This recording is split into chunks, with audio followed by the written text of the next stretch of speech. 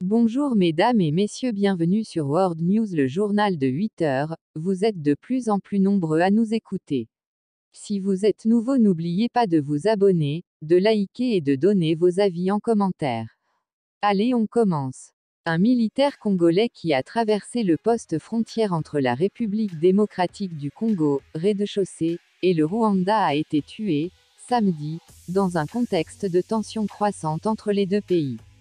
Le samedi 19 novembre 2022, à 1 heure, un soldat qui appartient au FARDC, Forces armées de la RD Congo, a franchi la frontière rwandaise à la petite barrière dans le district de Rubavu, et a commencé à tirer sur les tours de garde des forces de défense du Rwanda.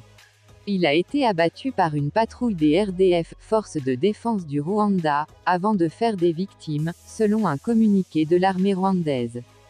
Le Rwanda dit avoir saisi le mécanisme conjoint de vérification élargi, MCVE, dispositif régional basé à Goma depuis 2012, comprenant des experts militaires des États membres de la Conférence internationale sur la région des Grands Lacs, CIRGL. Il surveille et mène des enquêtes sur les incidents de sécurité dans la région des Grands Lacs. Mi-juin, un autre incident avait eu lieu. Selon l'armée rwandaise, un militaire congolais muni d'un fusil AK-47 avait traversé la petite barrière tirant sur le personnel de sécurité et les civils. Le bilan faisait état de 2 policiers rwandais. Le militaire congolais avait été abattu par un officier de la police nationale rwandaise évoquant la légitime défense. Les tensions entre les deux pays ont été ravivées par la résurgence, en fin d'année dernière, de la rébellion du M23 qui s'est emparée de plusieurs localités du territoire de Rutshuru à la frontière entre la rez-de-chaussée, l'Ouganda et le Rwanda.